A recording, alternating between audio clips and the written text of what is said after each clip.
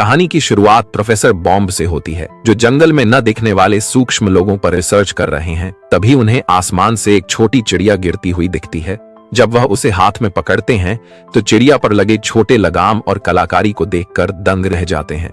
वहीं दूसरी ओर एक अजीब और डरावना जीव बोगन कौवे पर सवार होकर नोड नाम के एक छोटे इंसान को मारने की कोशिश कर रहा होता है।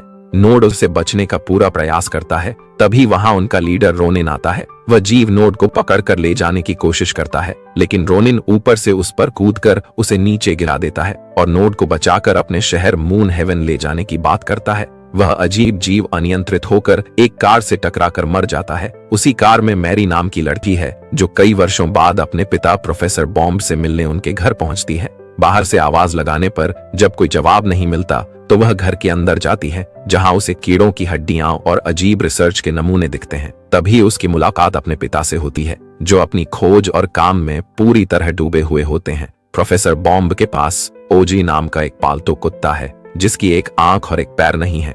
प्रोफेसर अपनी बेटी मैरी को उसका कमरा दिखाने ले जाते हैं, लेकिन तभी उनके ट्रैकर में हलचल होती है। वह उत्साह में मैरी से कहते हैं, आज का दिन मेरे लिए बहुत खास है, और तुरंत वहां से निकल जाते हैं। वह जंगल में जगह जगह लगाए गए कैमरों की फुटेज के जरिए उन छोटे जीवों को खोजने में जुट जाते हैं। वहीं जंगल के भीतर रोनिन अपने सैनिकों के साथ मून हेवन शहर में रानी तारा के पास पहुंचता है। वह रानी को सचेत करता है कि दुश्मन बोगन्स सीमा के भीतर घुस आए हैं और उन्हें आज के महत्वपूर्ण दिन पर रोकना ही होगा। दरअसल आज रानी के लिए एक नई कली चुनने का दिन है, जो आगे चलकर उनकी उत्तराधिकारी बनेगी।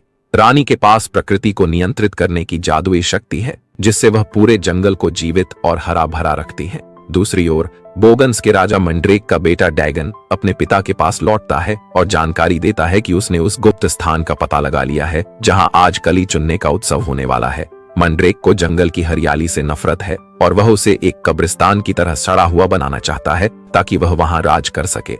वह अपनी विनाशकारी शक्तियों से पेड़ों को सुखा देता है और अपनी योजना बताता है कि अगर रानी बिना बारिश कली चुने मर गई तो जंगल का संतुलन बिगड़ जाएगा और बोगन्स का अंधेरा पूरे साम्राज्य पर छा जाएगा। लीफमैन के ठिकाने पर नोड पहुंचता है, जहां रोनिन उसे वापस टीम में शामिल होने और अपनी जिम्मेदारी समझने को कहता है, लेकिन नोड विद्रोही स्वभाव दिखाते हुए कहता है कि वह अब बड़ा हो चुका है, उसे किसी की बंदिशों में नहीं रहना। यह कहकर वह वहां से चला जाता है। इसके बाद रोनिन अपनी सेना को पक्षियों पर सवार होकर उड़ान भरने का आदेश देता है, ताकि वे रानी की सुरक्षा कर सकें, जो अपने रथ में सवार होकर कली चुनने के उत्सव की ओर बढ़ रही है। दूसरी तरफ मैरी अपने पिता प्रोफेसर बॉम्ब को ढूंढते हुए घर से बाहर आती है और उन्हें एक पेड़ पर कैमरा लगाते हुए पाती है। प्रोफेसर उसे बताते हैं कि उन्होंने पूरे जंगल में कैमरों का जाल बिछा रखा है, जिस पर मैरी तंज कसते हुए कहती है कि वह अभी भी उसी गलत फहमी में जी रहे हैं कि जंगल में छोटे लोगों का कोई आधुनिक समाज रहता है। प्रोफेसर दृढ़ता से जवाब देते हैं कि वे लोग सच में मौजूद हैं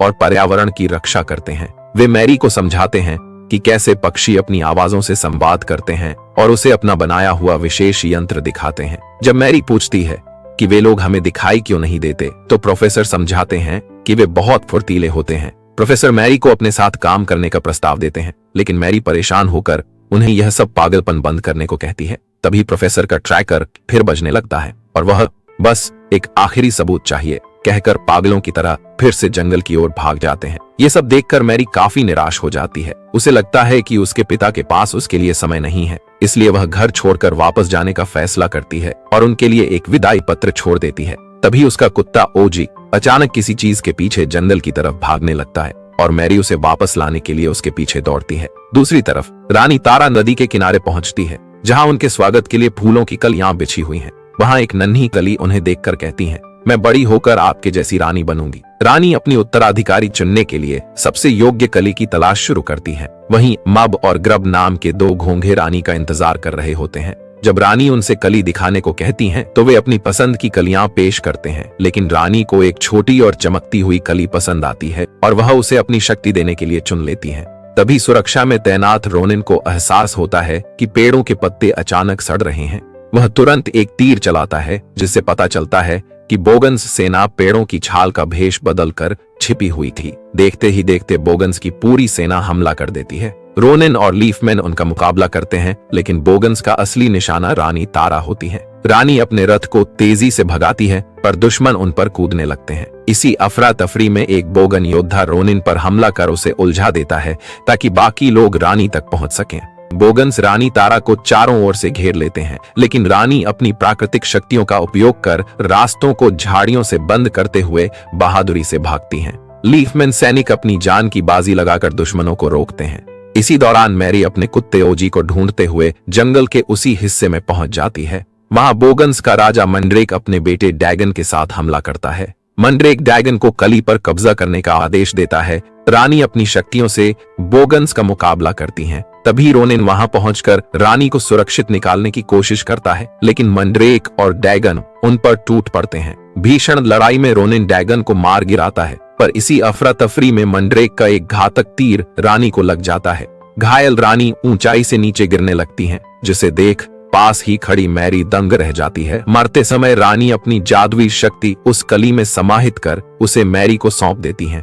जैसे ही मैरी उस कली को छूती है, जादू के प्रभाव से वह खुद छोटी होकर उनकी दुनिया का हिस्सा बन जाती है। मैरी घबराकर रानी के पास जाती है और कहती है कि उन्हें डॉक्टर की जरूरत है, लेकिन रानी अंतिम सांस लेते हुए उसे निर्देश देती हैं कि इस कली को निम्गालू तक पहुंचाओ।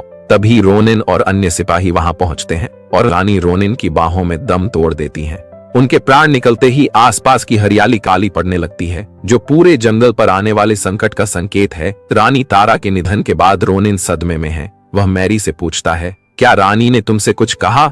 एमके बताती है कि उन्होंने निम्गालू नाम के किसी व्यक्ति के बारे में बात की थी। रोनिन अपने सैनिकों को शहर की सुरक्षा का जिम्मा सौंपता है और खुद कली को लेकर निम्गालू के पास जाने का निर्णय लेता है। इसी बीच एमके को एहसास होता है कि वह छोटी हो चुकी है और वह बुरी तरह घबरा जाती है। वह रोनिन से खुद को फिर से बड़ा करने की गुहार लगाती है। तभी वहां घोंघे मब और ग्रब पहुंचते हैं और समझाते हैं कि उनके बिना यह जादुई कली मुरझा जाएगी, क्योंकि वे इसके रक्षक हैं। रोनिन मजबूरी में उन दोनों को और अपने घर वापस जाने की उम्मीद में एमके को भी साथ ले लेता है। वे सभी पक्षियों पर सवार होकर निम्गालू की तलाश में निकलते हैं। दूसरी ओर नोड जंगल के दूसरे हिस्से में पक्षियों की रेस कर रहा होता है। एक लड़की उसे कड़ी टक्कर देती है, लेकिन नोड चालाकी से रेस जीत जाता है। हालांकि वहां का सट्टेबाज मेंढक उस पर गुस्सा होता है, क्योंकि नोड को जानबूझकर हारने के लिए कहा गया था। तभी वहां रोनिन पहुंचता है और नोड को मेंढक के चंगुल से छुड़ाता है। रोनिन भारी मन से नोड को बताता है कि हमले में रानी की मृत्यु हो गई है। यह सुनकर नोड स्तब्ध रह जाता है और पूछता है कि अब जंगल को कौन बचाएगा। रोनिन उसे समझाता है कि अगर कल सूर्योदय तक कली को निम्गालू के पास नहीं पहुंचाया गया तो पूरा जंगल खत्म हो जाएगा। वह नोड को अपने साथ चलने का आदेश देता है। ये सारी गुप्त बातें वहां मौजूद मेंढक सुन लेता है और तभी एमके भी वहां उनके सामने आती है। प्रोफेसर बॉम्ब जब अपने घर लौटते हैं तो वे मैरी को यह बताने के लिए उत्साहित होते हैं कि आज जंगल में कितनी बड़ी हलचल हुई है, लेकिन तभी उनकी नजर मैरी के छोड़े हुए पत्र पर पड़ती है। उन्हें लगता है कि मैरी उन्हें छोड़कर हमेशा के लिए चली गई है और वे बेहद दुखी हो जाते हैं। दूसरी ओर नन्ही हो चुकी मैरी अब नोड के साथ पक्षी पर सवार होकर यात्रा कर रही है, जबकि रोनिन घोंघों मब और ग्रब के साथ आगे बढ़ रहा है। रास्ते में वे देखते हैं कि रानी तारा की मृत्यु के कारण जंगल की हरियाली तेजी से सड़ रही है और उसे बचाने का एकमात्र रास्ता वह जादुई कली ही है। तभी अचानक उन पर बोगन्स के पालतू चमगादड़ों का झुंड हमला कर देता है। उनसे बचने की कोशिश में नोड और मैरी एक गहरे बिल में गिर जाते हैं। नोड मैरी को चुप रहने का इशारा करता है। तभी अंधेरे से एक बड़ा चूहा बाहर निकलता है। मैरी को पहले वह मासूम लगता है, लेकिन वह अचानक हमला कर देता है। नोड फुर्ती से बिल से बाहर निकल जाता है, जबकि मैरी संघर्ष करती है।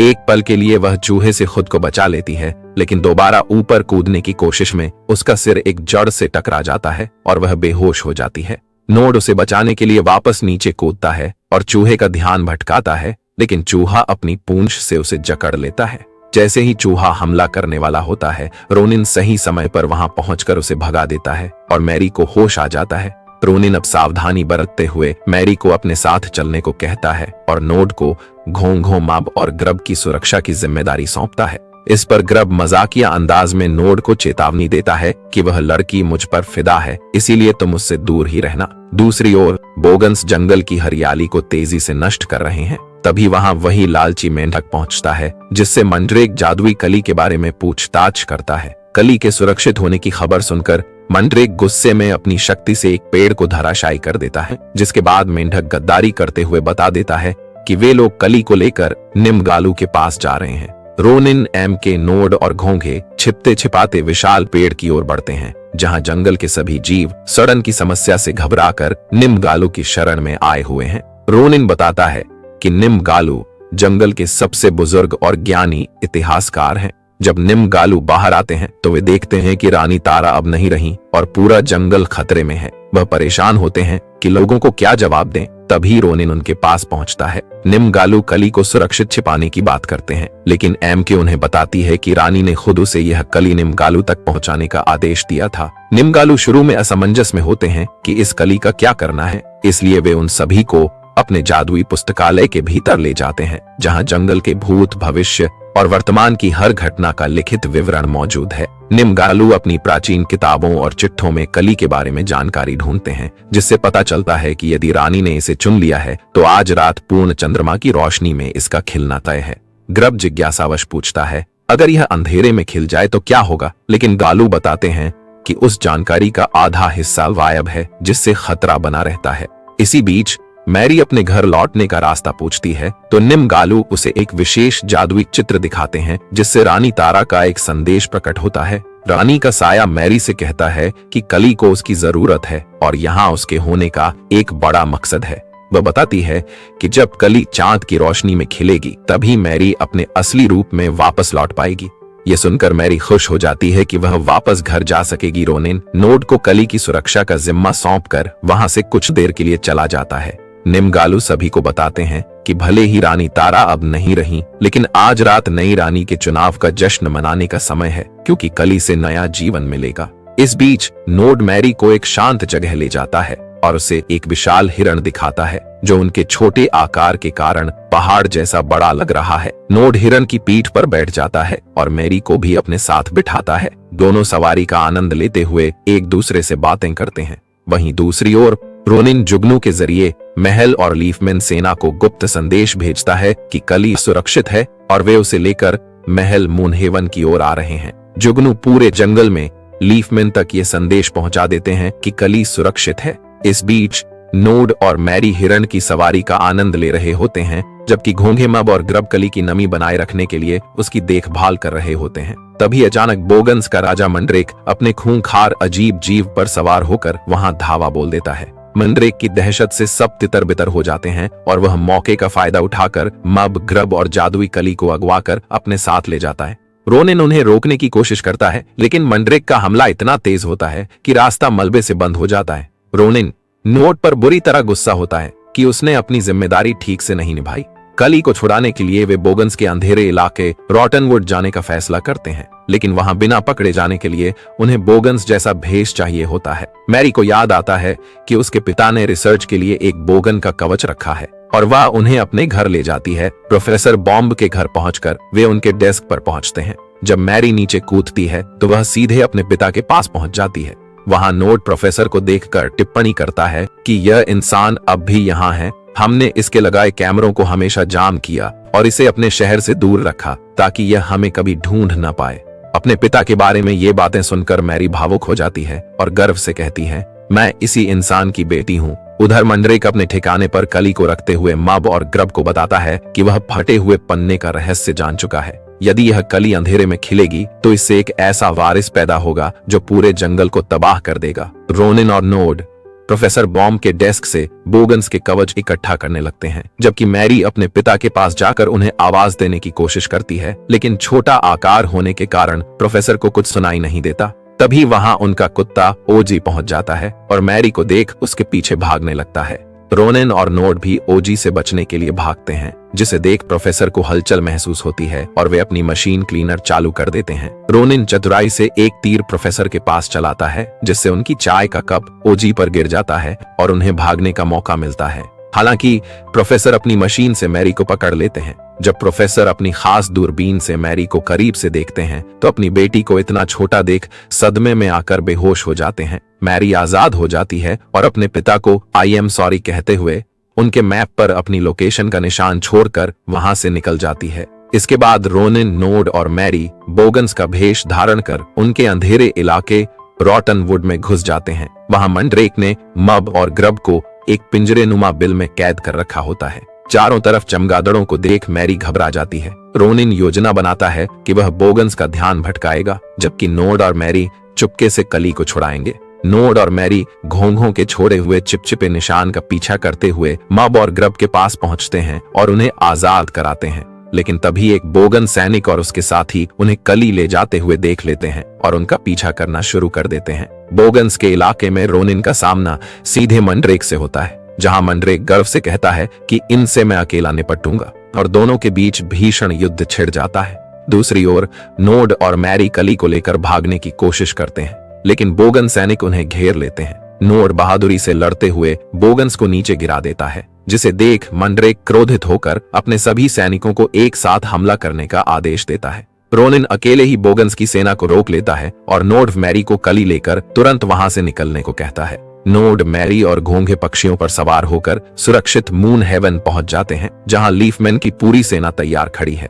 नोड उन्हें चेतावनी देता है कि बोगन्स किसी भी पल यहां पहुंचने वाले हैं। निमगालू कली को महल के शिखर पर रखते हैं और चांद की रोशनी के आने का इंतजार करते हैं। कली के खिलने का समय करीब देख नोड भावुक होकर मैरी को अलविदा कहता है, क्योंकि उसे पता है कि कली के खिलते ही मैरी वापस अपने असली रूप में लौट जाएगी। तभी अचानक हजारों चमगादड़ों का झुंड आसमान में छा जाता है और चांद की रोशनी को पूरी तरह ढक लेता है, जिससे रोशनी के अभाव में कली मुरझाने लगती है। यह देख नोड और सभी लीफमैन सैनिक अपनी जान की बाजी लगाकर चमगादड़ों के घेरे को तोड़ने और बोगन्स को रोकने के लिए हवा में भीषण युद्ध शुरू कर देते हैं। मैरी भी युद्ध में शामिल होने की सोचती है, लेकिन निमगालू उसे चेतावनी देते हैं कि अगर तुम्हें घर लौटना है तो कली के खिलते समय तुम्हें उसके पास रहना होगा। तभी मैरी को एहसास होता है कि इस संकट में उसे अपने पिता प्रोफेसर बॉम्ब की मदद चाहिए। वह पक्षी पर सवार होकर अपने पिता के घर की ओर उड़ती है। दूसरी तरफ चांद की रोशनी रुकने के कारण कली अंधेरे में खिलने लगती है, जो विनाश का संकेत है। मैरी अपने पिता के कैमरों के सामने जाकर चिल्लाती है, लेकिन प्रोफेसर सदमे में होने के कारण इसे अपना भ्रम समझकर कैमरे बंद करने लगते हैं। मैरी हार नहीं मानती और अलग अलग कैमरों के सामने जाकर उन्हें संकेत देती है। तभी एक बोगन सैनिक मैरी पर हमला करता है। इसी बीच प्रोफेसर की नजर उस मैप पर पड़ती है जहां मैरी ने निशान छोड़ा था और उन्हें सब समझ आ जाता है। वह सीधे उस लोकेशन की ओर आते हैं और ओजी मैरी पर हमला कर रहे बोगन्स को खा जाता है। प्रोफेसर मैरी को अपने हाथ में उठाते हैं और अपने विशेष यंत्र की मदद से उसकी आवाज सुनते हैं। मैरी अपने व्यवहार के लिए उनसे माफी मांगती है और प्रोफेसर कहते हैं, मुझे तुम्हारा मैसेज मिल गया था। मैरी उन्हें अपने पीछे आने को कहती है ताकि वे चांद की रोशनी का रास्ता साफ कर सकें। मंड्रेक महल के भीतर कली के पास पहुंच जाता है, जहां निमगालू और मब उसे रोकने का असफल प्रयास करते हैं। महल के भीतर रोनिन पहुंचकर मंड्रेक से मुकाबला करता है, जबकि बाहर मैरी अपने पिता प्रोफेसर बॉम्ब की मदद से एक विशेष ध्वनि यंत्र का उपयोग करती है। वह चमगादड़ों की आवाज को रिकॉर्ड कर उसे विपरीत दिशा में बजाती है, जिससे भ्रमित होकर चमगादड़ चांद के सामने से हटने लगते हैं और प्रोफेसर के पीछे जाने लगते हैं। महल में जब मंड्रेक रोनिन पर भारी पड़ने लगता है, तभी नोड वहां पहुंचकर उसकी मदद करता है। जैसे ही आसमान साफ होता है, चांद की पूरी रोशनी जादुई कली पर पड़ती है। रोनिन और नोड मिलकर पूरी ताकत से मंड्रेक को पीछे धकेल देते हैं, जिससे वह एक पेड़ की खोह के भीतर अपने ही मलबे में दब जाता है और बोगन्स का विनाश होता है। कली के खिलते ही पूरे जंगल में फिर से हरियाली छा जाती है और कली से निकली जादुई शक्ति उस छोटी बच्ची फूल की कली में समाहित हो जाती है, जिससे वह नई रानी बन जाती है। सभी लीफमैन नई रानी के सम्मान में झुकते हैं। नोड को लगता है कि मैरी वापस अपनी दुनिया में चली गई है, तभी मैरी वहां पहुंचती है। हालांकि कली के खिलने का समय समाप्त होने वाला होता है, लेकिन नई रानी अपनी विशेष शक्तियों का उपयोग कर मैरी को उसके असली मानवीय रूप में वापस भेज देती है। प्रोफेसर बॉम्ब अपनी बेटी को सही सलामत पाकर और यह जानकर बेहद खुश होते हैं कि उनका शोध पूरी तरह सच था। अंत में मैरी अपने पिता के साथ ही जंगल में रहने लगती है और उनके शोध में हाथ बटाती है। वह प्रोफेसर के खास कैमरों और यंत्रों के जरिए नोड और मॉब से बात करती है, जिससे साफ होता है कि दोनों दुनिया के बीच अब एक गहरा और प्यारा रिश्ता बन चुका है।